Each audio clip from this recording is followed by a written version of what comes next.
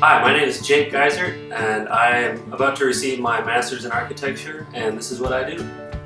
So after high school, I went to college, and for my major, it takes 6 years, and 4 of those years are in undergraduate, which means that you go to school with everybody else, and then graduate school is additional schooling, where you learn more about the professional side of things. And so I did my 4 years of undergraduate at UNL, and I was involved in a lot of things other people with other majors were involved in, like the marching band or things like that, a fraternity house that I lived in. And then in graduate school, I streamlined what I was doing and focused on architecture and focused on the things that you have to do to become a professional architect.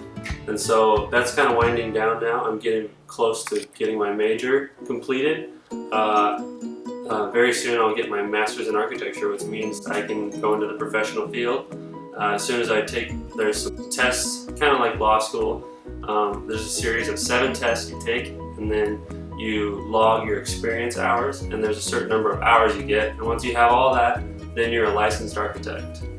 Okay, so as a designer, what we do is first we look at the problem and address what our goal is and what we want to design. So once we do that, we talk about what the building will be, and then the next step is to start designing things and starting to get a visual idea of what we're dealing with. So one way we do that is through a program called SketchUp. There's a rectangle, and then we can pull it up. Voila, there you go. Put a roof on it. Like that. There you go, you got a house. Simple as that. So it makes it easy to basically do the same thing you could do by drawing by hand, except in a little more accurate of a way. This program helps me to visualize things at the beginning. So once I've done that, this project happened to be using shipping containers that they use on the big Freightliner ships, and the goal was to use them as a house. So we stacked 2 of them on either side, and this model here is showing how we're dealing with a bookshelf in the middle. So there's stairs that go around and then a bookshelf in the middle here, and that's just how we modeled this to get an idea of how it would look. Once we get the design nailed down, then we move into another program called Revit, which is, the purpose of that is to create construction documents. And that's how the builders know what to build. Give them to the builder, and then they will look at them as they build, and hopefully at the end, what they build will look like what we drew. That's the goal anyways. I think I got interested in this major very early on. Not in the way that I thought I would, but I've been working alongside my dad and building things and designing things ever since I was little. Growing up on a farm really helped with that because you had to solve problems daily, and a lot of times that meant building things or remodeling something, so on. So that's what got me interested. Some qualities that make me good at what I do is that I have a mind for assemblies. That means the way things go together, and that's really important for designing buildings and houses and any kind of structure, because you need to have an understanding of how things go together and if it's going to work or if it's not going to work, because the stakes are pretty high in this profession. If it fails, that can have pretty large consequences. So you have to have that kind of mind to think through things like that. The type of project that's most fascinating to me, I would say, would be small scale, because I like to really dive into the details of things. So when I can work on a small project like a small house or a small building, it's really good because I can really focus on all the details and not get caught up in how big the thing is.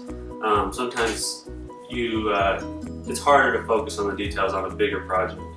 So the first major project I worked on, aside from remodeling our old house, was this big studio building that my dad wanted to build. And it started out with my mom wanting to have a place to conduct her business and design flowers and other items that she does. So my mom looks at this chicken coop in the backyard and says, why don't we renovate that? But that's not quite the way that we ended up going. We ended up building a 3-story garage studio at our farmstead. And so when I was in my second year of school, we talked about this idea of building a large studio, and so I went through the design process, at least as well as I could at that time. And shortly thereafter, I hired one of my friends to come out with me, and we single-handedly, for the most part, built the shell of the building. And by the end of that first summer, we had the building weather tight, which means we had the siding on and the roof on. The inside was unfinished, but we got at least to the point where the weather wouldn't affect the inside of the building. So then from that point on, both Dad and myself were able to work on the building in increments to get it to where it is now. So that was my first major project in architecture. What did that teach you? That project taught me a lot about how things go together, like I talked about before, like assemblies and what each bolt does and how many bolts you need to hold together a beam. We did a lot of things the old-fashioned way. We used ropes to pull up heavy loads. We had like trusses that we stood on, and then we put a little pole up and hooked our rope to that and pulled up the big beams, and then we drilled them right in place and welded all the metal plates ourselves. So it was really an exercise in understanding how assemblies go together to form a bigger picture. In the high school plays, they would have 1-act and 3-act plays, and for that you need a set. You need a place for the actors to be in an environment, but you also have to make it so it can tear down and load into a truck and go to the next place. So I kind of found my calling in building the sets and leading the design of them, because I understood how things worked and I understood how structures could be made lighter and they could come down easily and go into a truck and go to the next place. So that's kind of where I got the idea of designing for my career.